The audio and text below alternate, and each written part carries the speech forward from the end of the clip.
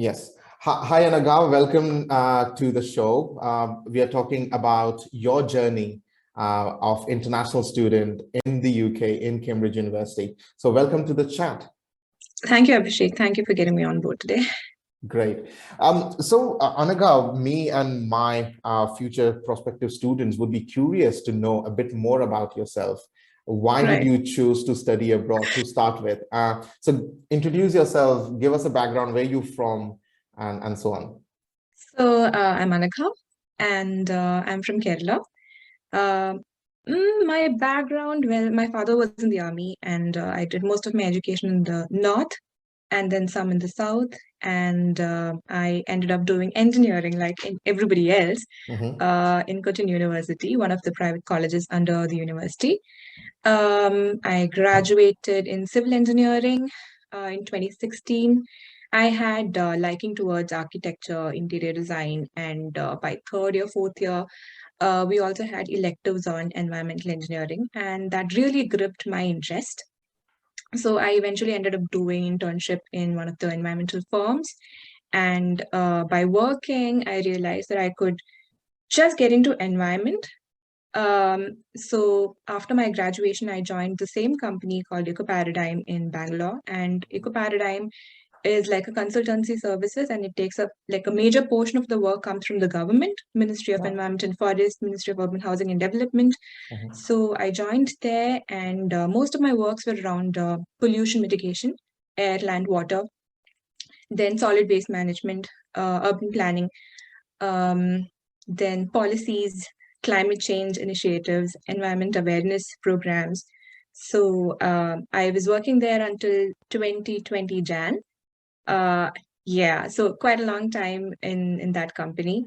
But working there sort of helped me, like I think post 2019, I started working on some climate change projects under Smart Cities initiative. And I got to interact with a lot of policy practitioners. And I'd been wanting to do a master's anyway, but I wasn't sure which subject. But as I kept working, things became more clear. And public policy is something that, I was like, yeah, this is the subject I'm going to do master's in. And I started looking for universities right in 2019 end. And if I had to apply for 2020, I had to start looking for, do my research activities in 2019 itself. Sure. So it was a year-long process. And yeah, I applied and I got through Cambridge. I'll talk about the procedures as we speak, but this is like my background in a nutshell. And then I ended up doing MPhil in public policy from Cambridge. And I graduated in July, and I started working with Cambridge Higher County Council last week. Amazing. Congratulations on that.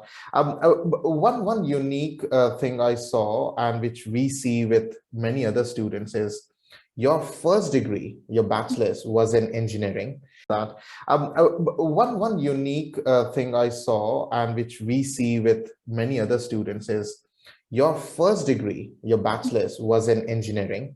Yeah. At that point, most of the students, including myself, we never knew what the career would be. Right.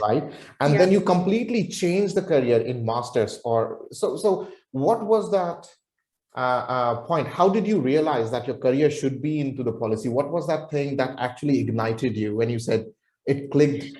What is it clicked? I think when I was 18, 19, I didn't have much clarity on what I wanted to do. My parents were like, okay, beta, I think you should do engineering in computer science, because that time IT was booming. And I was like, no, Dad, I'm not going to do it, because I have liking towards building, architecture, interiors. So I fought a lot, and then eventually decided to get into civil engineering, which was good because it helped me focus on environmental engineering later. But at that point, I didn't know it. Exactly. I didn't know it. It was only until my third year that I got to know that, okay, there is a branch which is completely focused on environmental science and engineering. And maybe if I pursue it, I will be able to make a change, a social impact in my career. So, so engineering happened, and then, in India, it's usually like, okay, now engineering is done. Next step is MBA. MBA. MBA, right? So there was a lot of pressure from family and relatives to take up MBA, because Yeah. if you don't have anything in life and you just want to, earn money somehow, just do an MBA and get somewhere. So that usually is the line of practice. Progression. Yeah. Yeah. Yeah. But then I said, enough is enough. I want to take my future into my own hands. And I said, I'm going to work. I'm going to work because I want to know where my interest actually is. But working helped me realize my own strengths and weaknesses. And later I was like, okay, management, no, but public policy, yes. And public policy, especially because I worked in it. I was leading two smart city projects, and I realized how impactful the work is going to be. And so I was like, I'm going to take up policy and specialize in environment and climate change in future. Amazing. So by then I was already looking out for public policy courses. And because I had the technical expertise for about 3 years, I wanted something more rigorous. And that is why I went for an MPhil instead of a master's course. MPhil is like a one-step more rigorous course than normal master's. What I also hear when you're talking about is the sense of purpose is quite important, right? So the sooner you realize the sense of purpose that I want to make a social impact was yours. Right. And on top of that, you connected the dot with public policy and environment. Absolutely. Right. And that made your career. Right. Yeah. But it didn't come to me easily. Some people Definitely. are very smart. Like in Cambridge, there are people who know what they want to do with their life at the age of 21. They're already into their research. I wasn't like that. I was a late bloomer. But I don't regret one bit.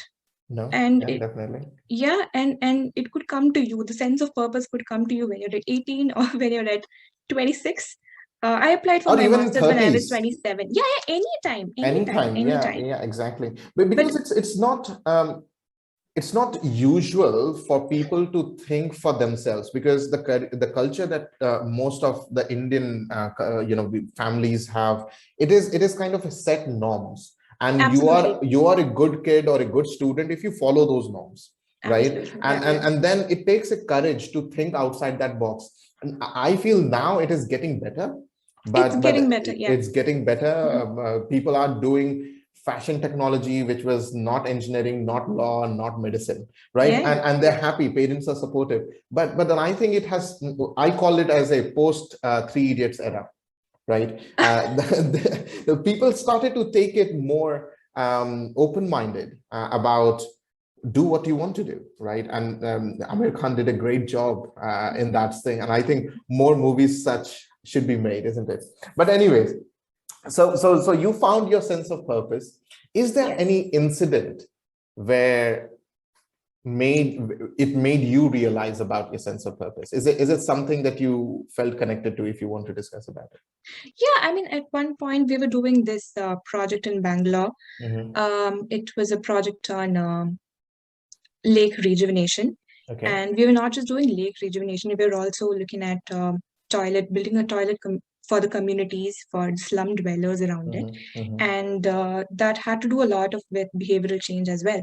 So, you have to go there and make people understand that you're doing a project on lake rejuvenation, and you can't throw wastes into water bodies, right? So there's a lot of activities that goes before the project and after the project, because once the toilets are made and you have the project done, and even if one person goes and does like open defecation in the lake, then the project is a waste, right? So to meet that target, there's a lot of activities, a lot of work before the project and after the project. And once on a site visit with other members, there was a doctor roaming around, and then she was like, so you're the engineer, right? I'm like, yeah, I work with the team. So she was like, the number of people that have, the number of people coming to my clinic has reduced a lot because of proper sanitation and safe drinking water. Wow. So you're making me go jobless, and you're actually doing a great work. And that's when I realized, oh my God, and that's coming from a doctor. Wow, I have so much power in my hands. I can actually give people a better life. And why do I not do something on it? And that sort of ignited the kindled passion in me. I'll be honest about that. And yeah, because environmental engineering, civil engineers as such get paid shit in India. Okay, if you have one student who is in civil engineering and one who is in the IT or computer science, you Of know course. the difference Yeah. in the pay Yeah. scales, right? Yeah. Yeah. But and inside civil engineering, you are taking up environmental, and that's even more niche. You get paid in peanuts. Mm. But that incident, like, you have so much, you have the ability to bring so much change in a community, was driving me crazy. I was like, this is what I'm going to do. This is what I'm going to do in my master's too. And I want to be a public servant. Public servant in the sense, I want to do Help the something. social. Yeah. Yeah. Yeah. Yeah.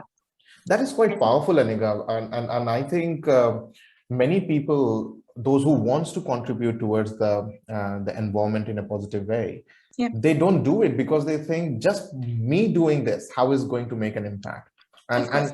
and honestly, I was having a conversation with my friends at this time in the UK, and they were like, if I drive a diesel car, how does it even matter? There's so many cars and the trucks out there, right?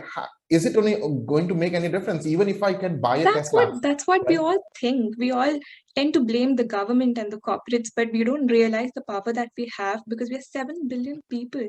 Exactly. Imagine if we decide not to buy petrol or diesel vehicles tomorrow, or we decide to not buy plastic, they will run out of business. Yeah, but then And it's, the point yeah, is the reason you took it so passionately because you saw a result, you yes, saw yes, a change, right? When people do not see that, they are not motivated enough, right? In my personal opinion, and this is something would make a real impact when people could start to see the impact happening there, right? yeah, As your LinkedIn banner says, right? The house is at fire because it is. yeah, yeah. People don't believe it.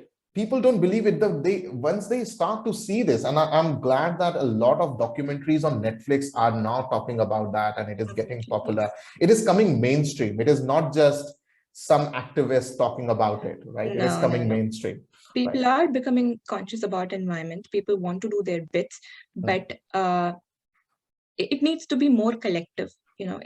It's not about 10 people coming together joining hands from one society. Imagine 10 people joining hands from so many different states and so many different communities. A lot of impact can be done. Definitely. Yeah. Um and you just told me that people are um they don't have an incident per se. Mm. Not everyone needs to have an incident or a U-turn. At Mm. some point of time, you just start picking or learning things about it Yeah, later, yeah. and That that is fine. requires, yeah, that Yeah, requires a consciousness, yeah, yeah. time for thinking. You need to Um, keep your eyes and ears Yes, open. open. What happens is, in my opinion, I might be wrong, that we are in a race normally, right? To do something, to get to a next job, to next, to get married, to get promotion, to get a new car. We don't get the time to think about around us. Oh, it used to be green before, right? So in front of my house here in Hamel Hampstead, there is a new development going on. And it used to be a nice greenery where my son would see deer sometime, Oh, right? nice.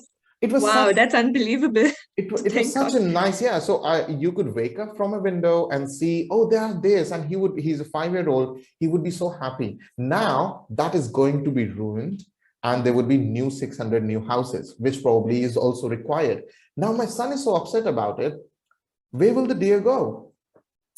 Yeah, So now there is always a conflict between nature versus the human growth of this concrete jungle, absolutely. so it is a bit, I'm going a bit off track here, but then the reason I'm telling you, it has to be felt in your day-to-day life, Absolutely, yes. if you're wide open, if you're Mhm. so that. But now coming back to your career, right, the purpose of this chat as well, right? So now you came to Cambridge, you met different other people. Did you find it very difficult to adjust in the beginning, because you came in during the pandemic as well, isn't it? Yes, yes. Yeah. I think in 2020, um, so when I was preparing for my master's, I had sort of classified my applications as top tier, your ambitious college or whatever, middle tier, where I achievable to get inside, and bottom tier was easy win. I knew that I will get into it no matter what. So by January 2020, I had gotten into all 4. There were 5 colleges and got into 4 colleges with full scholarship. That gave me a lot of confidence that, oh, now I don't need to work, I can quit. So I quit and came back to Kerala. That's where my parents are. And I spent like good 7 months trying to think if I can actually make that travel all the way from Kerala to Cambridge, because things were shut. There were no banks. And at that time, I did not even have a scholarship for Cambridge.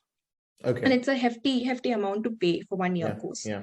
It's about 43, 45. But you mentioned you had full scholarships from 4 colleges. Okay. I had 80% scholarship, which was, it's still manageable. It came up somewhere around 12 to 13 lakhs, including my maintenance, which was doable.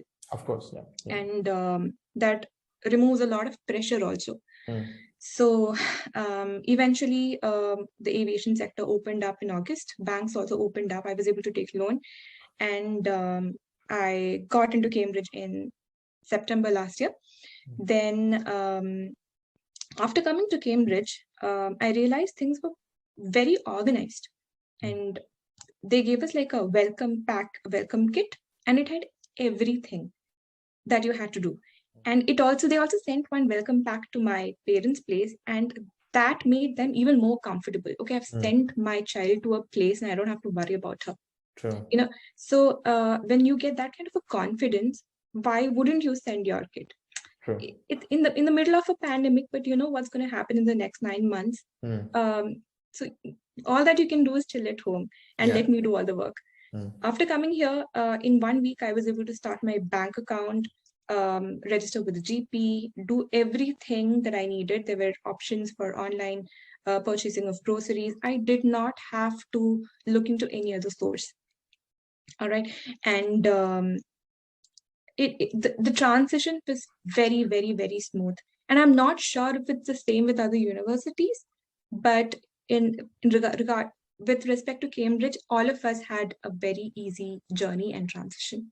And the first semester of my class was very tough because, you know, I come from an engineering college. It's a lower ranking private college in the Cochin University. And coming from there all the way to one of the top colleges, universities in the world was overwhelming, confusing. I was like, is it happening?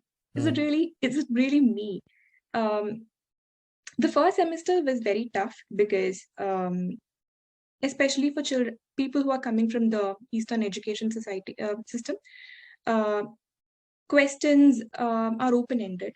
It's up to you to decide what you have to write. Essays are good. And we are so focused. I mean, we're so used to having a syllabus. A curriculum, learning from a particular book and writing everything, memorizing and writing on a sheet of paper, right? And writing what is expected to be written. Exactly. Here, all the questions are open-ended and there is no perfect answer to anything. And one question is about 5,000, 6,000 words. And we are not used to typing on a computer, right? So the speed at which I was typing, the number of journals that I had to refer, and the fact that I was competing with people who are from Oxford, Harvard, and Stanford, people who have worked in the United Nations and World Health Organization, you know. So all that is also looming somewhere in the back of my head, which made me feel a little pressurized. But that was only for the first semester. Once you get hold of how the exams are conducted, what the university professors expect out of you, the rest of the semesters are going to be much easier. From second semester onwards, things started to ease up. We started to go out on social walks and started to know each other a bit more. There were trips conducted by the department. So we were only 25 people in the batch and all of us became good friends. Amazing. And in the end, you will realize that the only competition is yourself. You're not competing with anybody else. So the first semester was quite difficult. Like I said, overwhelming. Was it online as well, the first semester? We were quite lucky to have hybrid classes. Okay. So we would go to the class some days it would be online. Yeah, in-person discussions, in-person talks. We've had it online and offline. Yeah. So one important thing, which probably a lot of students would like to know, those who just came in September 21, right? Mm-hmm. What was the one thing, the most important thing, according to you, that made you mingle or integrate with the rest of the 25 people in your class or in the new country, new culture? Okay, so I was quite sure that I want to build a good network. Okay. What Yeah, happened? so for some reason the light went off here. Just a Okay. second. Yeah, it came back. All right. Okay. Right. I was too quiet. I think we need to keep moving to light to be on here. In this office, the sensor or something. Anyways. Okay, so Abhishek, I was quite clear that I want to build a good network when I go abroad. Any country, any university. I had that in my mind right from the beginning.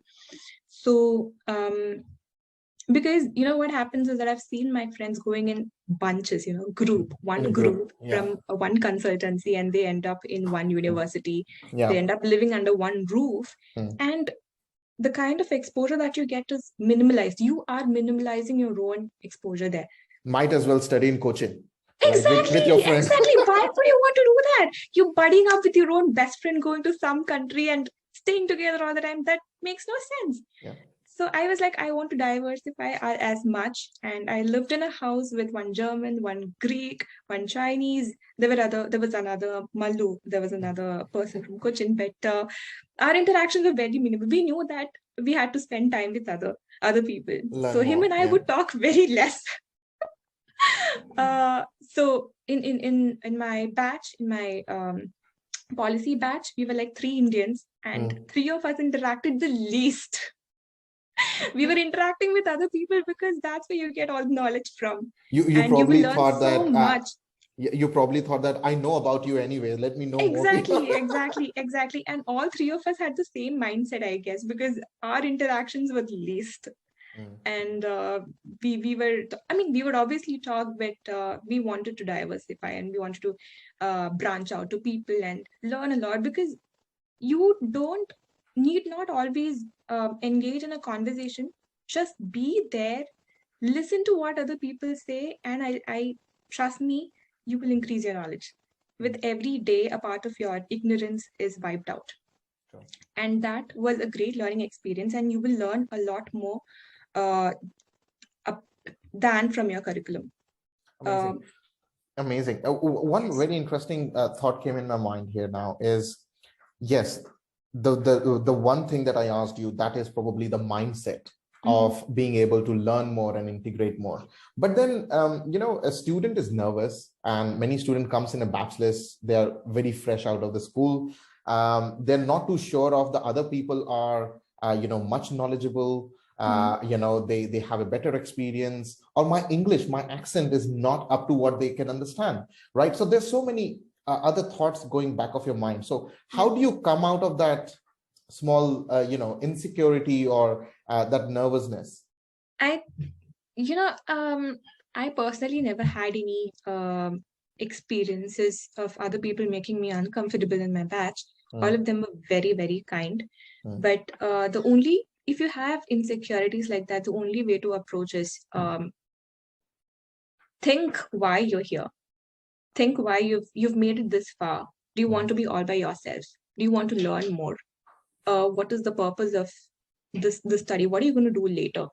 You want to branch out as much possible. You want to learn. And for that, you have to open your mouth and start interacting with other people. And trust me, nobody wants to belittle you for your English, belittle you for the community that you come from. Everybody wants to help each other. That's one thing that I learned in Cambridge. People want to be kind. People want to help you. I have received help in abundance, and I want to help others too. Yes. And right before coming to Cambridge, I have had people from LinkedIn helping me out with my CV, with my SOP, and these are people I've not met in life. And these people are my good friends now. Yeah.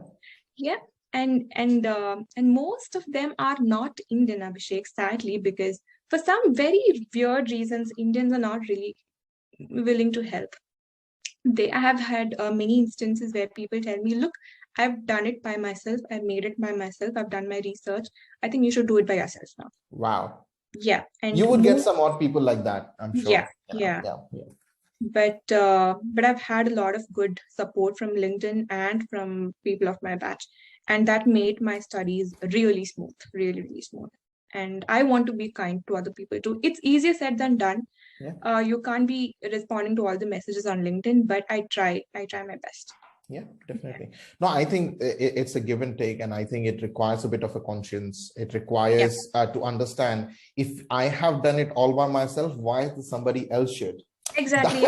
I have taken the pain. I can share my experience, right? Why would you want the others to go through the same? So I think this is a different mindset of helping, and you always have some odd people out there. But then my another understanding and the message to many students is, unless you ask, you won't know. Exactly. Right? Just open your mouth. I'm still saying, like, I'm trying to be as raw as possible. Just open your mouth, ask, and there are hundreds of people willing to help you.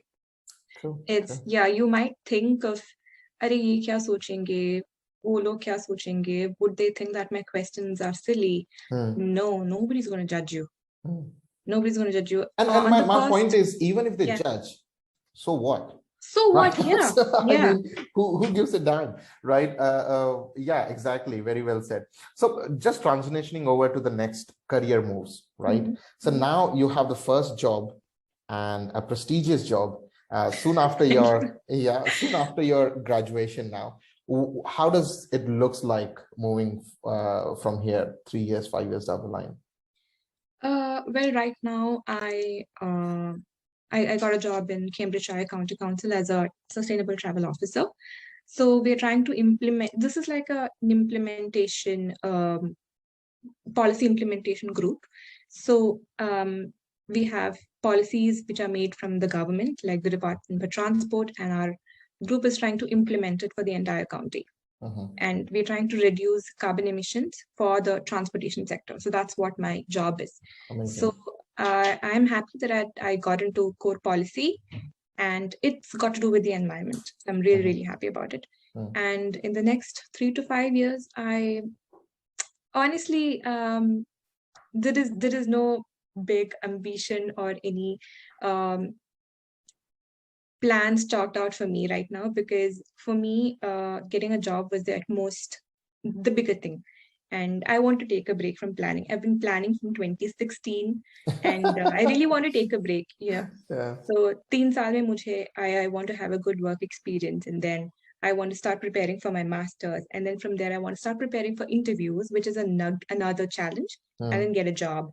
And my 5-year plan sort of ended this year after getting a job. I want to give my brain a rest. Of course. And I want to do something for I'm going to focus more on my personal life now. I've kept that away for a long time. So a lot of things happening in personal life, and just going to focus on myself. And I sing a little bit, so I want to sort of build myself artistically. Wow. I want to play some instruments. So it's basically more around me, my personal life, my mental health, my physical fitness, my relationship, and all that. But yes, it's going to be more into environmental policy than basically into government organizations. I'm also open to startups which are passionate enough to make social impacts. So something along that line, but no solid, crystal clear plan for professional plan for the next 5 years. Now, I'm glad you mentioned it, and I think it is very important for the other students, those who are listening to it, is to say that it's not always career and studies. It is about you as well, right? Absolutely, it is unless you have fun in what you're doing, unless you look after yourself, unless you eat healthy, do things that you like, and spend time with yourself, this time is not going to come back. Right. It is so important that they have to integrate and have fun with the things that they need to do. So, I want to congratulate you formally and personally, on what you have achieved. I wish you all the luck, all the things that you contribute to the planet, our planet, so that we all my son live happily. Thank you so much, Abhishek. And the future.